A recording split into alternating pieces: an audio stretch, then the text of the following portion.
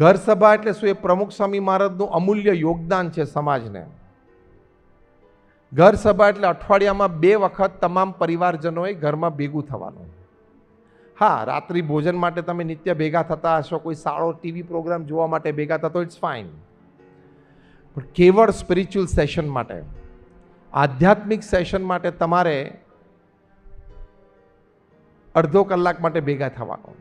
એમાં પ્રથમ 5 મિનિટ ભગવાનનું નામ સ્મરણ, જે પણ ઈષ્ટદેવમાં આપણે માનીએ છીએ. પછી 10 મિનિટ આપણા સદગ્રંથોનું વાંચન, રામાયણ હોય, મહાભારત હોય, શ્રીમદ ભગવદ્ ગીતા હોય. પછી 5 મિનિટની ચર્ચા, કોને શું વાત ગમી. પછી 5-10 મિનિટ સાથે બેસીને આખા દિવસમાં જે કંઈ એકબીજાને કંઈ વાત કરવી હોય કરી શકો, અને ભગવાનની આરતી કરીને છૂટા પડો. અઠવાડિયામાં 2 વખત કરવું. પ્રમુખ સ્વામી મહારાજાને ઘર સભા કહેતા, અને પોતે પોતાના અનુભવ પરથી કહેતા કે ઘર સભાથી વિશ્વ શાંતિ થશે. BAPS સંસ્થા, મારી સંસ્થામાં ઘર સભા નામની પુસ્તિકા તૈયાર થઈ છે. આ પુસ્તિકામાં એકચ્યુઅલ પ્રસંગો જે તે વ્યક્તિઓના નામ ગામ સાથે એમની અનુમતિ લઈને લખવામાં આવ્યા છે. હજારો પરિવારમાં ઘર સભાને લીધે સાસુ વહુના ઝઘડા મટી ગયા. હજારો પરિવારમાં ઘર સભાને લીધે બાપ દીકરા વચ્ચે ધંધામાં કંઈ મતભેદ રહેતા હતા, એને લીધે ઘર્ષણ રહેતું હતું, મનભેદ થયા હતા, એ મટી ગયા. હજારો પરિવારમાં પતિ પત્ની વચ્ચે શંકાઓ હતી ચારિત્ર સંબંધી, એ મટી ગઈને પરિવાર સુખી થઈ ગયો. હજારો પરિવારમાં સંતાનોને ભણવામાં રસ રુચિ ઓછા હતા, અથવા તો કંઈક એને એકેડેમિક પરફોર્મન્સ ઓછું આવતું હતું, કે આ ઘર સભાના લીધે એકેડેમિક પરફોર્મન્સ વધ્યું હોય, એવા પ્રસંગો બન્યા છે. હજારો પરિવારોમાં એ નાસ્તિકવાદમાંથી કોઈ એકાદ પરિવારજનમાં નાસ્તિકવાદ હોય, એ આસ્તિક થયો હોય ને પરિવારમાં સુમેળ થયો હોય, એવા પ્રસંગો છે.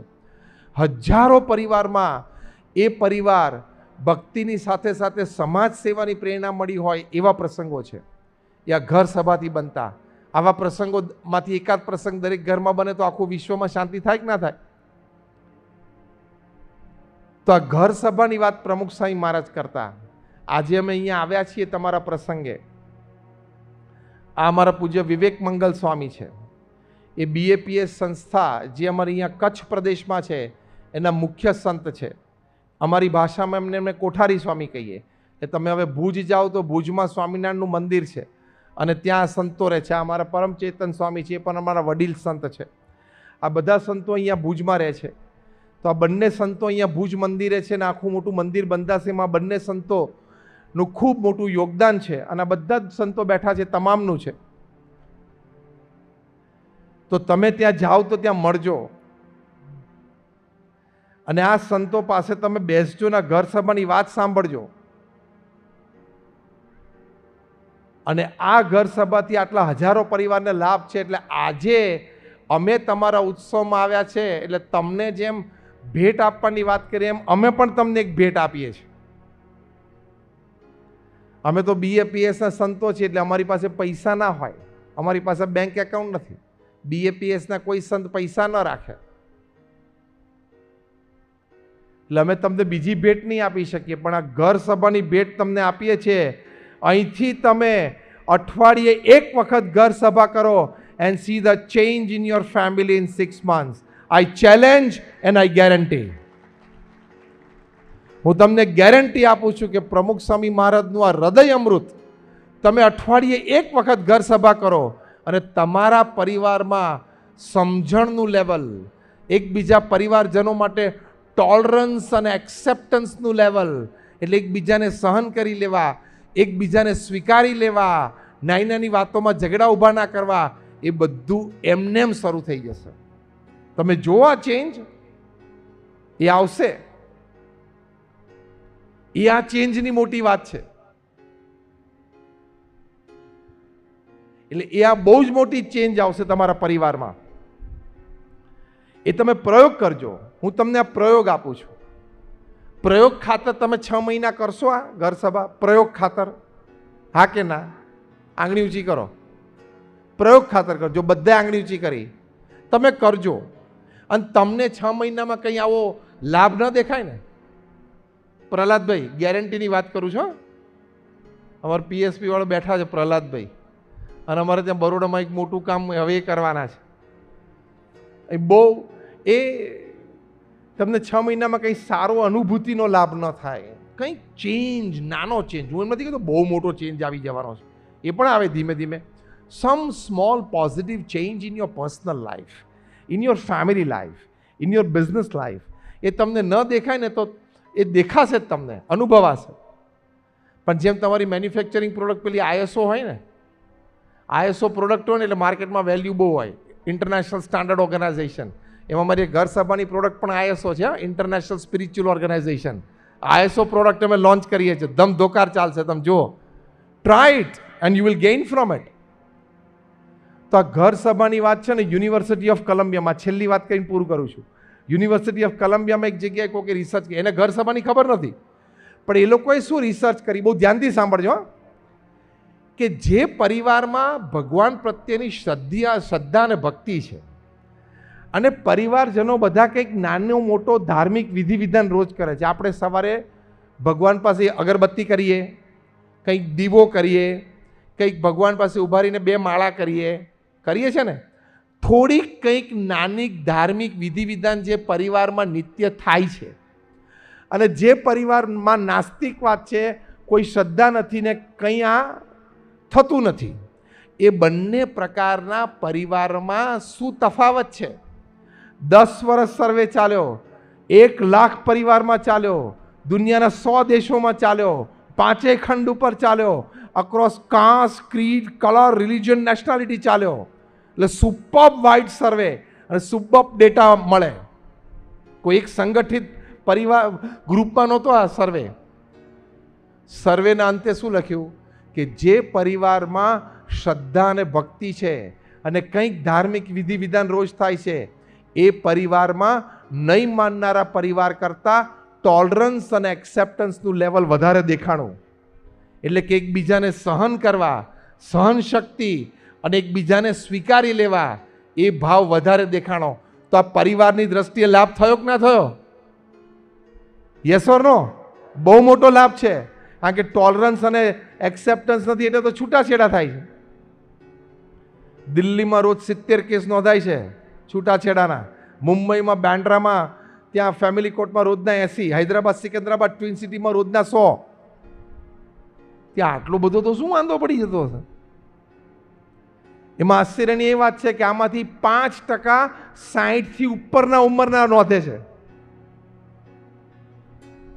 એટલે 60 વર્ષના તારે તું થયો, તારી ઉંમર 25 વર્ષે તારે લગ્ન થયા, 35 વર્ષ ચાલી ગયું, હવે 10-15 જ ચલાવવાનું છે, પછી તો એકાદી વિકેટ એમ પડવાની છે.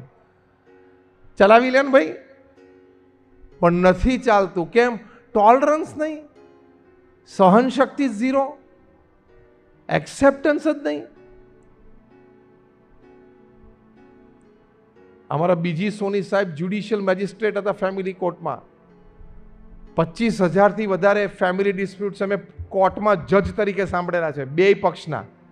એને એક દિવસ આવા કાર્યક્રમમાં મેં બોલાવીને પૂછેલું કે તમે 25,000 ફેમિલી ડિસ્પ્યુટ્સ તમારા કોર્ટમાં તમે સાંભળ્યા છે 2 પાર્ટીને, તો હવે તમારી દ્રષ્ટિએ પરિવારમાં વિખવાદનું મુખ્ય કારણ શું છે? કારણ કે અનુભવી વ્યક્તિને 25,000 પરિવારોનો વિખવાદ એમણે પોતાની 30 વર્ષની જજ તરીકે કારકિર્દીમાં સાંભળ્યા છે, અને 2 પરિવારની આર્ગ્યુમેન્ટ સાંભળી છે. એટલે એના જેટલો તો કોઈ અનુભવી વ્યક્તિ કહેવાય નહીં પરિવાર વિખવાદમાં. ઇન્સ્ટન્ટ સોની સાહેબે જવાબ આપ્યો કે ટોલરન્સ એટલે સહન શક્તિ 0 પર ગઈ અત્યારે પરિવારોમાં, અને એકબીજાને રીતે પૂર્ણ રીતે સ્વીકારવાના નહીં. સહન શક્તિ તો એટલી 0. કોઈ આપણી સામે આમ જોતો હોય ને તો એમ લાગે કેમ જોતો હશે, કેમ જોતો હશે? એનું કારણ કહું કેમ જોતો હતો? કહું, આંખ છે જોવે. આંખ શેની માટે છે? જોતો હોય. એમાં તો એને બિચારે 2 જ વાર આમ જોયું, 2 એમાં 1 વાર તો તું વચ્ચે આવી ગયો હતો, બાકી તારી સામે 1 જ વાર જોયું, જોવે. એમાં આટલું બધું ડાઉટ મનમાં રાખવાની શું જરૂર છે? Why are you doubting somebody's intentions? Okay. એટલે આપણું મન એટલું છીછરું થઈ ગયું છે, મન એટલું નબળું થઈ ગયું છે. યુનિવર્સિટીમાં રિસર્ચમાં બીજો મુદ્દો કીધો, જે ધાર્મિક વિધિ વિધાન કરતા હતા શ્રદ્ધાળુ પરિવાર, એના પરિવારોનું છોકરાઓનું એકેડેમિક રિઝલ્ટ સારું હતું. ત્રીજો લાભ ગણાવ્યો કે એ પરિવારોમાં કમ્યુનિટી સર્વિસીસ, સેવાની ભાવનાઓ સારી, નહીં માનનારા પરિવારો કરતા. તો પરિવારની દ્રષ્ટિએ શ્રદ્ધા અને ભક્તિનો લાભ છે.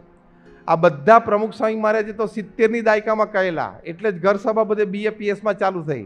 આ યુનિવર્સિટીના રિસર્ચ તો છેલ્લા 10-15 વર્ષમાં આવ્યા છે.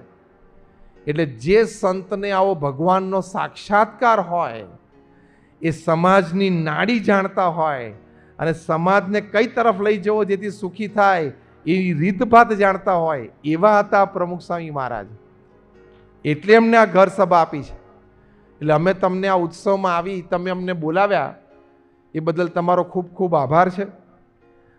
અને કાંતિભાઈનો આગ્રહ હતો, અમારા દિલ્હીથી જગદીશભાઈ, એમને પણ ત્યાં દિલ્હીમાં અમારા મુનિવત્સલ સ્વામીને બધાનો સંપર્ક કરેલો.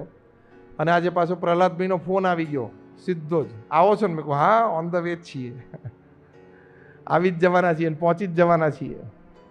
અને સાથે સાથે અમારા સ્નેહજીવન સ્વામી રહી ગયા. આ સ્નેહજીવન સ્વામી છે તો આ વિસ્તારમાં બહુ ફરે છે, અહીંયા આવે છે. સ્નેહજીવન સ્વામી તમે ઊભા થાવ એટલે બરોબર બધાને પરિચય થાય, કારણ કે એ તમને એ તમારા ગામ સુધી ટચ થાય છે. હા, અને આ પુણ્ય નિલય સ્વામી, હા, એમની સાથે છે. આ બંને સંતો, આ લોકો અહીંયા ખોંભડી સુધી આવે છે અને આજુબાજુના ગામોમાં આવે છે. એટલે કોઈક વખત તમારે આમ એનર્જી લો પડતી હોય ને, સહેજ મેન્ટલ અને ઇમોશનલ એનર્જી, તો આ બે energy power house, roaming power house આજુબાજુના જ છે BAPSમાં. એને મળજો અને વાત કરજો એટલે પાછું એનર્જી આપી દેશે. એ અમારા સ્નેહજીવન સ્વામી તો વર્ષોથી ફરે. કેટલા વર્ષ છે? હા, કેટલા બધા વર્ષોથી ફરે છે. તો એટલે વિચરણ કરે છે, અહીંયા બધે ઘરે ઘર જાય છે, પધરામણી કરે છે, વ્યસન મુક્તિ કરાવે છે, તમારા સંતાનોને બેસીને સમજાવીને સંસ્કાર આપે છે. એટલે છેલ્લી વાત આ કે તમે ઘર સભા કરજો, અઠવાડિયે એક વખત ચાલુ કરો. તમને ના ફાવે, ના ગમે તો 6 મહિના પછી છોડી દેજો. ભલે મિકેનિકલ ક્રિયા થાય, પણ 6 મહિના સુધી મિકેનિકલ પ્રોસેસ પણ કરજો. Do it. અને પછી 6 મહિના પછી તમને ના ફાવે તો કહેજો ને. આ બધા સંતો કે તે પેલી મોટી મોટી વાત કરી પેલા સ્વામીએ, પણ કે અમને ગમ્યું નથી, જામ્યું નથી, તો પાછું આપી દેજો. પણ અમારી પ્રોડક્ટ ISO છે, એમ પાછી નહીં પડે, એમ પાછી નહીં પડે. તમને અનુભવ થશે.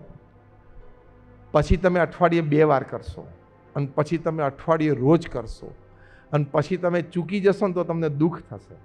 અને તમે એકલા હશો ને બસમાં ટ્રાવેલિંગ કરતા હશો ને તોય તમે એ ટાઈમે કરશો, એવો તમને એવી આદત પડી જશે. કારણ કે શુગર ઇઝ સ્વીટ. ખાંડમાં, સાકરમાં મીઠાશ છે, એમ અધ્યાત્મમાં, ભક્તિમાં અત્યંત મીઠાશ છે.